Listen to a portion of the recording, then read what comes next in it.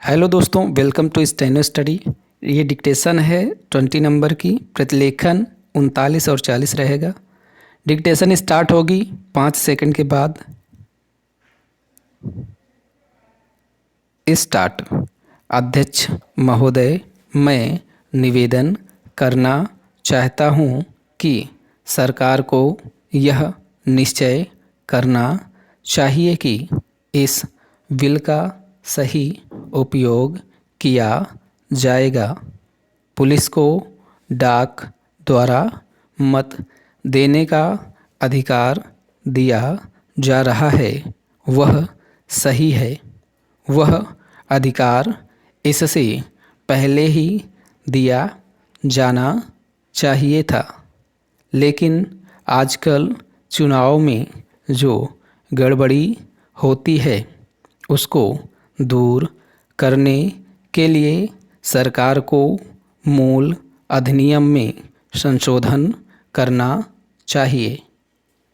माननीय सदस्य ने अभी कहा कि इस बिल पर ज़्यादा वाद विवाद नहीं होना चाहिए, लेकिन हम विरोधी दल के लोग जानते हैं कि जूता कहाँ काटता है। अगर कांग्रेस पार्टी चुनाव से पहले गद्दी छोड़ दे और सरकार में न रहे, तब हम देखेंगे कि कांग्रेस को कितने वोट मिलते हैं। चूँकि चुनाव के समय कांग्रेस पार्टी के हाथ में सरकार रहती है, इसलिए उसको इतने वोट मिल जाते हैं। मैंने मध्य प्रदेश में देखा है कि हमारे कुछ कर्मचारियों को आरोप लगाकर पकड़ लिया गया है। इस संबंध में न्यायाधीश का निर्णय वहाँ की विधान सभा में पढ़कर सुनाया गया है। पुलिस के वोट लेने के लिए ही यह बिल लाया गया है। हमें डर लगता है कि पुलिस पर दबाव डाला जाएगा। सरकार को यह बतला देना चाहिए कि ऐसा नहीं किया जाएगा। यदि प्रारंभ में ही चोर चोर का शोर मचा दिया जाए तो चोर घर में नहीं घुसता है, क्योंकि वह जानता है कि लोग जागे हुए हैं। हम अपना यह शक और चिंता इसीलिए प्रकट कर रहे हैं ताकि सरकार इन बातों का ध्यान रखे और चुनाव में होने वाली गड़बड़ियों को रोकने की कोशिश करे। यह जो छोटा सा बिल लाया गया है वह किसी विशेष मतलब से लाया गया है, जैसा कि विरोधी दल के अन्य माननीय सदस्यों ने कहा। यह बिल किसी विशेष पार्टी के हित के लिए नहीं लाया गया है। केवल अपने प्रदेश से बाहर काम करने वाले पुलिस के आदमियों को डाक द्वारा मत देने का अधिकार देने के लिए नहीं लाया गया है। मैं निवेदन करना चाहता हूँ कि अभी देश में वे स्थितियाँ पैदा नहीं हुई हैं जिनमें वह अपनी मत के अनुसार जिसको चाहे वोट दे सके। सदस्यों ने कहा है कि मध्य प्रदेश के लोग जो नागालैंड में हैं, बेशक उनको यह अधिकार देना चाहिए, लेकिन इसके साथ साथ यह भी कहा जाता है कि हमारे राज्य में पुलिस के लोग हैं। अध्यक्ष महोदय, मैं कहना चाहता हूँ कि हर आदमी को यह अधिकार है कि जिसको वह चाहे डाक द्वारा मत भेज सके।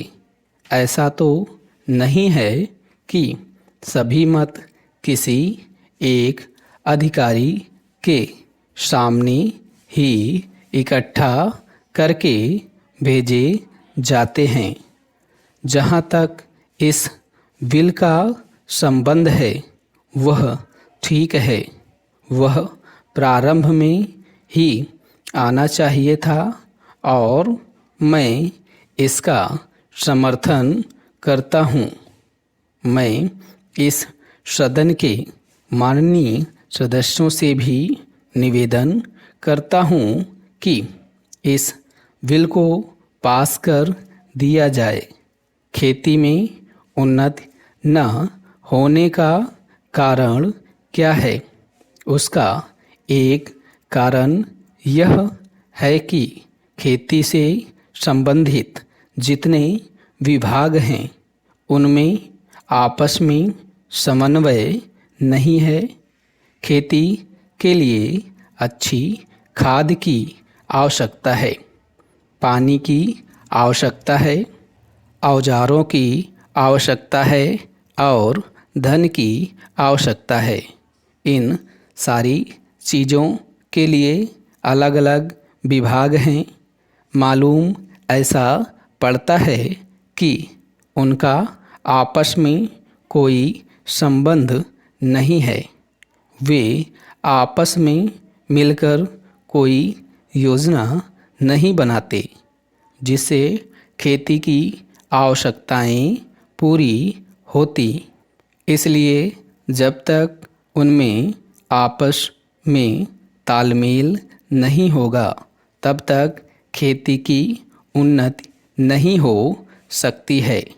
दूसरा कारण यह है कि योजना की बिल्कुल कमी है।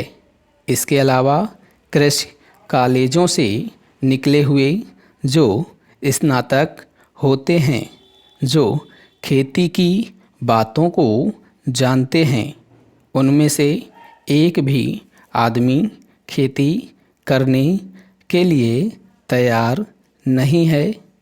सभी प्रोफेसर बनने के लिए तैयार हैं, खेती के लिए कोई भी तैयार नहीं है।